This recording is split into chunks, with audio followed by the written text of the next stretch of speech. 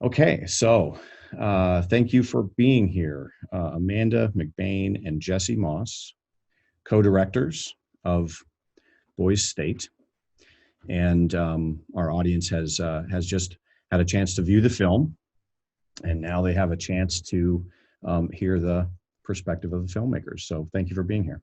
Thank you. Thanks for having me. So I thought we could start by just talking about the event of Boys State itself, which I'd never heard of before your film. And so how did this come on the radar to you, and what was it that maybe drew you to it? Yeah, well, neither of us attended the program, either Boy State or Girl State. So I think we only knew about it very abstractly. And it wasn't till fall of 2017 when we read about the Texas Boy State program in the Washington Post. They had made news because the boys in Texas had voted to secede from the Union in the Boy State legislature. And this became something of a scandal, actually. But it caught our attention, as it did the news media. And it was at a time that we were, I think, like many Americans, struggling to understand the political polarization and divisions in our country and how seemingly intractable they are. And what we recognized about Boy State and Girl State too is that the program brings together young people who have different politics and allows them to engage face to face. And that seems like a really unusual space in America. And we thought, what a potentially interesting prism to look at this question of polarization and American politics, but through the eyes of young people. Right. I'm always fascinated when I went to write this little book on documentary film, on the process of narrowing down the material that you're going to be looking at, because you're talking about reality, and then you're talking about trying to find some way to organize all of this material into something interesting, something thematic. Now, I often find that, one of the best approaches is to approach it with a question in mind. And so would you say that your question was about polarization, or you were hoping to find that was, Mm-hmm. I think, yeah, there are the big questions that, we all want to investigate in all the work we do. So with the overnighters, what's the, there are then, as storytellers, the need to sort of find a way through those stories, and those generally will be following someone. So I think for us, polarization, how is polarization affecting this next generation? If they seceded one year, what the heck were they going to do the following year? Those are sort of the basic questions you go in with. But then once you get there and you're following the people that you've, made the choice to follow, you end up discovering all kinds of new things you didn't even know to question to begin with. And so that's sort of the joy of documentary. It opens up the further you go. And I think this was true with this film as well. We didn't know we were going to be investigating masculinity on some level until we got there. We had this window into a world of 1,000 plus 17-year-old boys in one room. That's not a space I'd ever been in either. So, I think there's a lot of questions.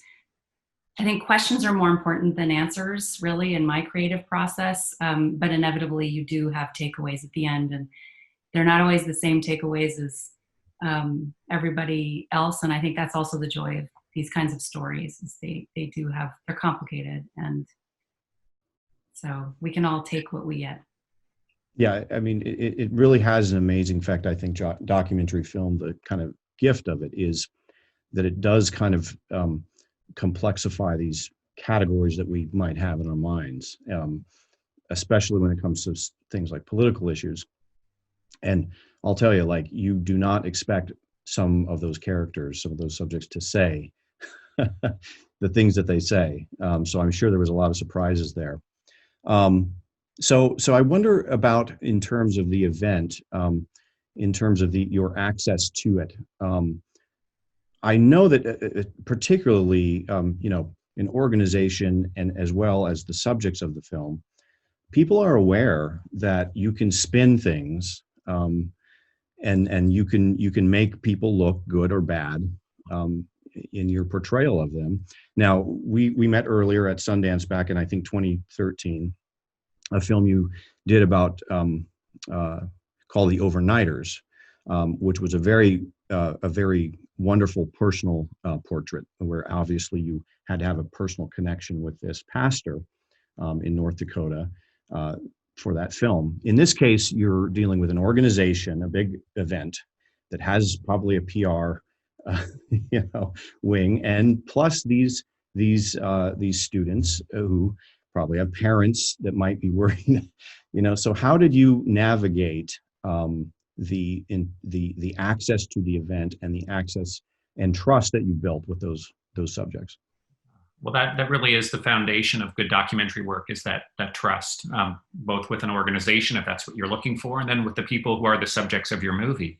And so we started just by striking up a conversation, first over the phone and then in person, and sort of simple, but necessary. And the other thing we did was we shared our work, because sometimes I think that actually communicates more about your intentions, your background, your interests, your methods, than anything you could say. So we did share all of our past work as much as they wanted to look at with the organization of Texas Boys State.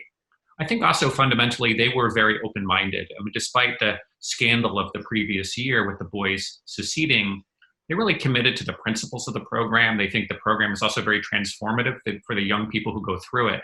And when we told them that our pitch, so to speak, was to follow a handful of young men through the program and just kind of live in it and experience it the way they do, they liked that approach. And they thought that would be an opportunity to see a dimension, a kind of fully realized dimension of the program that had been missing in other coverage. So once there was that engagement, we began to build the relationship and then think about the casting of the film, which is a whole different process. Yeah, and so the casting, that's always a very interesting process in documentary, because you do want to cast, you want to make sure that the people that you're following are interesting or even comfortable in front of the camera. So these four characters, Stephen Garza, Renee Otera, Ben Feinstein, and Robert McDougall, the interesting thing is that you could almost think of them as four archetypal type characters, four different approaches, or maybe you could divide two and two. Maybe you could say there's two kinds of winning in this film, two definitions of what it means to win, or two definitions of what it means to compromise, which thematically just unfolds so beautifully, I think. Did you have any kind of sense of the theme in mind when you were looking at these characters? I know that you talked to them beforehand. Did you have that in mind, and did you pick more than just four, and then choose not to show some other ones that you followed? Casting this project was one of the great challenges of this particular project. You mentioned one of our earlier films, which was really, was filmed over a long period of time with just Jesse and the camera. This project was going to be a wholly different creation. We had 1 week to capture everything we needed for the film, and we needed a very large crew. And what we really needed was to find the four fascinating boys that we ended up finding before the event got started, because once it gets going, it's very quick. We knew we had a set of criteria we knew we needed. So to your point, like what were we looking for before we actually found them was we needed them to be diverse. We needed their backgrounds to be very different. We needed them to have a range of political views. The whole point of this program is to have those kind of difficult conversations across the divide. So we needed them also to be ambitious, because if they weren't formidable in their beliefs and politically savvy enough to do well in this program, again, we may not have a movie. So all that being said, as you know, our films are character driven, and so who interests us enough to want to keep following them for every minute of every day and every word they say. That's not everybody. And there are plenty of very impressive people who go through this program. But what that other thing is that we're looking for is a little irrational. It's really like, it when you see it. And we spent 3 months exploring Texas with our camera and meeting many, many, people, as I said, great people. But the minute that we walked into the room with each of these 4, when we did find them, it was instantaneous recognition. There you are. You need to be in our film. Are you game? And fortunately, they all were. So. Okay, wow, that's great. And so there's a sense in which that coming into it with that question that you had, and then narrowing it down to these, it was very, very fortunate that it turned out as profound, I think, as it did. Did that surprise you? Well, we knew that they were really interesting, complicated young men. I think there's a certain amount of chance in documentary. That's what makes it exciting. It's real life. You can't script it. And the fact that these young men did well and that their paths intersected was, I think, a stroke of good fortune, and that they ended up really having a transformative experience. We were told that was possible. We didn't really believe it, that this was a true coming of age experience. But the ways in which they learn, they question themselves, they come to know themselves, was really striking to see. And their honesty with us in that, going through that process, you see that we sometimes took them aside and asked them what they were thinking or feeling. And that really helped us understand how they were navigating the experience and how it was changing them. And that mirror began to emerge of kind of how their decisions and their journeys were reflecting this bigger national political process. We will credit luck, but I think it's also really just finding these exceptional young men and trusting in their experiences. Unlike our other films, I mean, the ensemble nature of this film, that's also hard to cast, because you're not just asking for one fantastic character, you're asking for 4. And then to not be able to plan in advance what their chemistry would be together, because it's a documentary unlike a fiction film, we really lucked out in the sense that the energy between these folks ended up being really, compelling. Yeah, I advise a lot of young filmmakers on, and when they go to approach a documentary, I always say, you should be wanting the characters to come out of this experience with greater self-knowledge, or that you shouldn't want them to be exploited in the process. You should want them to become, and I think those confessional vignettes that you had were incredibly self-reflective and profound. Wondering, well, maybe those tactics that I use weren't the best, or or whatever it is. Did you work on opening them up to being kind of self-reflective like that? Well, usually you do, as with the overnighters and Pastor Jay, have a much longer period of time to build that relationship of trust and to find those quiet moments for reflection. We didn't have that luxury here. And fortunately, we did forge strong connections with the boys, but we built a set that was 4 interviews that lived in a dorm on the UT campus. And so we would just grab them. They're overscheduled. They hardly have any free time. So we really had to literally pull them away, sit them down, and just kind of quickly kind of get them to that space of reflection. And I think that the surprise was that they were surprising themselves, and that they were able to articulate that was really, I think, necessary for us, and really getting inside this experience and giving it a deeper dimension. And we shot very little of those, there's very little of that material relative to the other material. And we certainly prize, as cinema verite filmmakers, capturing those dramatic moments as they happen. And that was the purpose of this project. But that the interior character is so important too. And so we had a little bit of this interview, but it was very potent. And I think it sort of took a long time to get it right in the storytelling, and we spent a year editing the film. We spent 6 days shooting the movie, but a year to cut. And it was, even though we knew the outcome of the story, it was really about finding a way to bring that out in the strongest way, to bring them out in the strongest way. Yeah. I think it would be just helpful for people to know the logistics of this, because an event like that happened so fast, multiple camera crews, and then cutting all that down. Can you talk a little bit about what it took, how many crews you had, how you captured all it, and then how you kind of whittled it down? Yeah. We had a crew of 28 to 30 at any given moment. We brought in, again, we had to capture everything that week. There was going to be no pickup shoots, and we didn't have sort of the beautiful sort of depth that comes from filming something over a long period of time.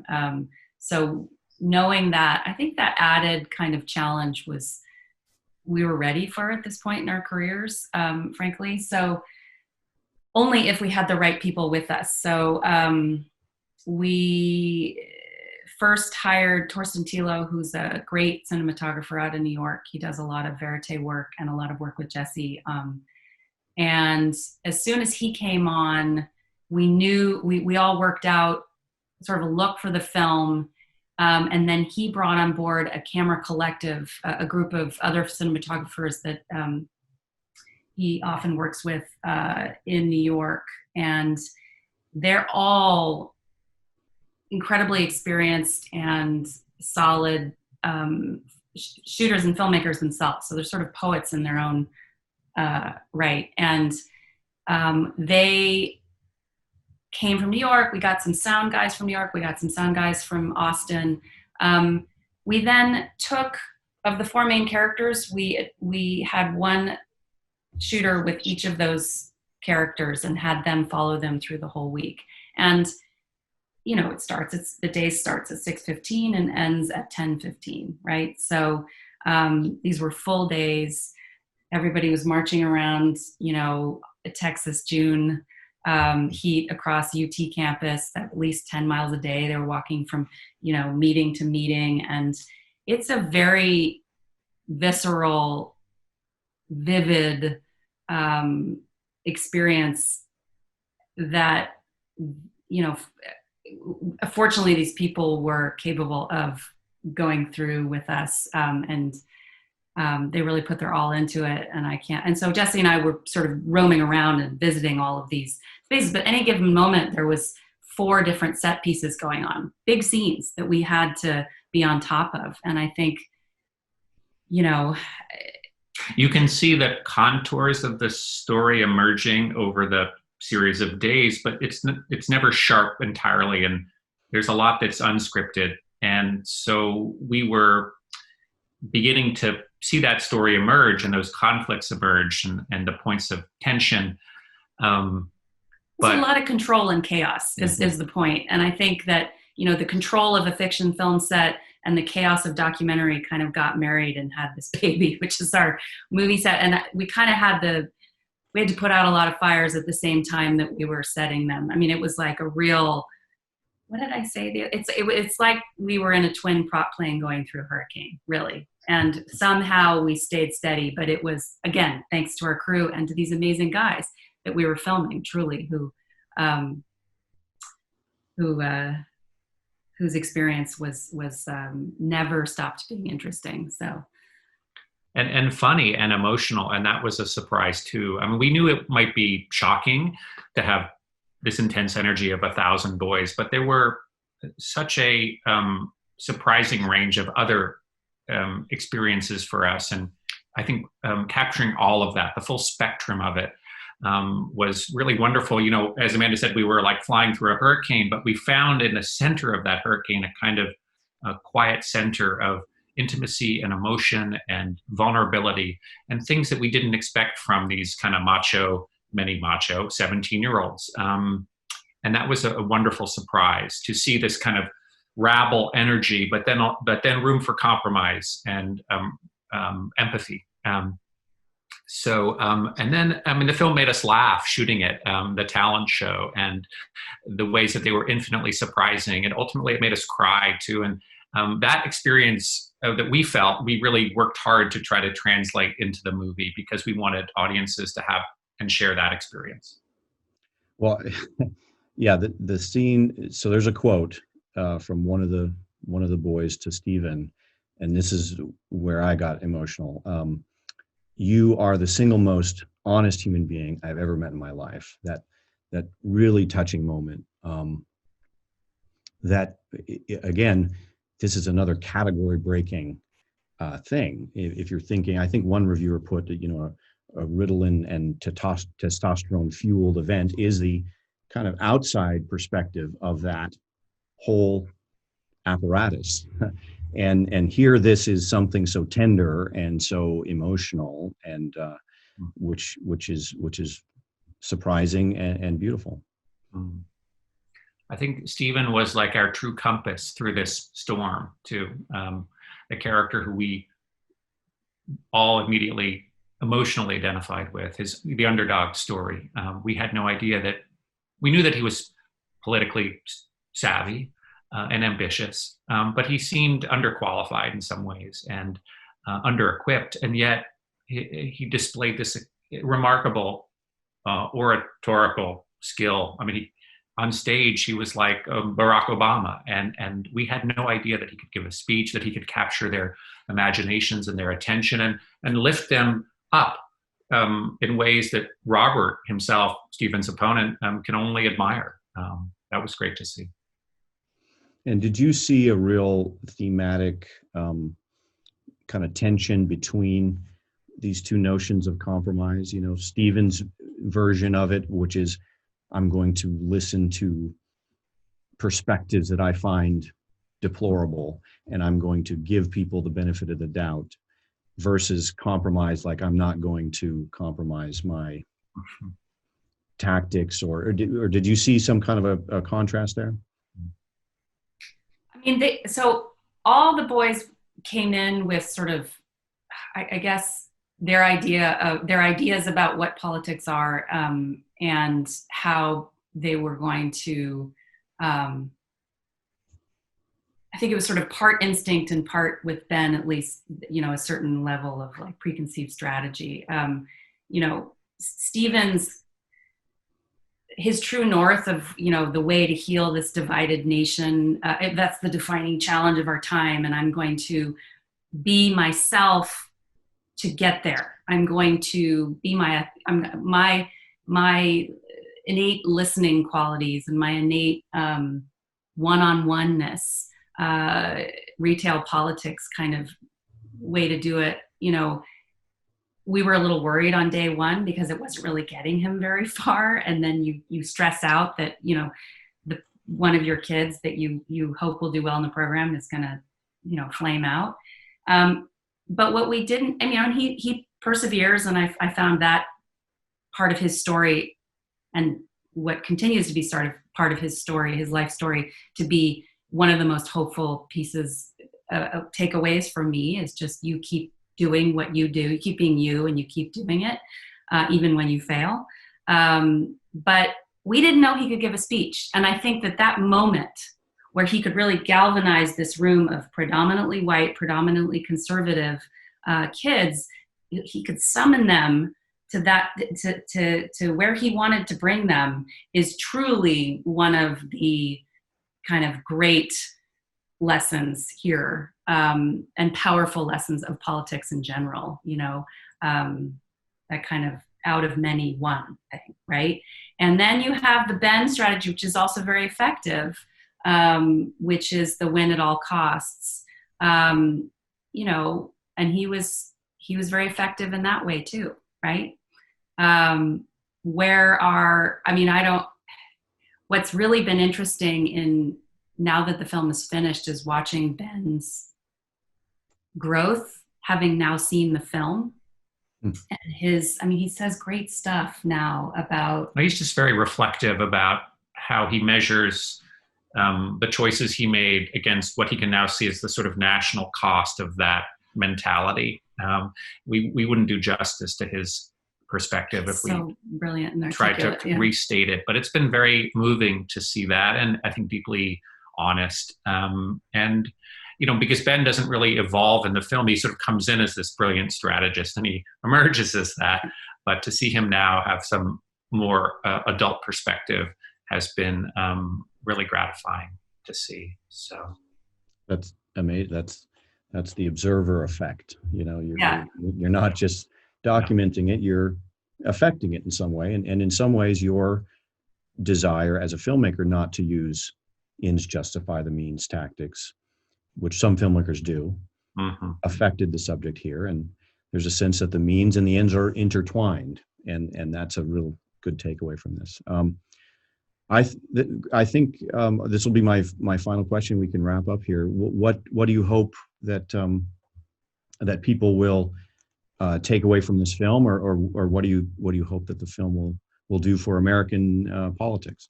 Well, I think it's great to see Stephen put forward as a role model for a way of engaging in politics with integrity, to serve others, not themselves, as he articulates to another young man in the film when asked what the purpose of a politician is. I think one of the lessons for us is that democracy is not a spectator sport, that it's a process you have to throw yourself into, and you have to find your own way into it without sacrificing or giving up your integrity and your values. And that the health of democracy depends on our collective participation. It's not something we can take for granted. And I think that young people today are politically engaged in ways that our generation really probably wasn't. I don't think they can solve all of our problems, but they've recognized that adult leadership has been abdicated to a degree, and they're not waiting for us. They're gonna seize the reins and hopefully make the world a better place. Great. Well, thank you so much for doing this for us, and good luck with the film and with your future endeavors. Thank you so much. Thank Great you. to talk. Appreciate it. We'll see you again at Sundance sometime. Yes. Yeah. Okay. Okay. Take care, Justin. Thank you. Thank you.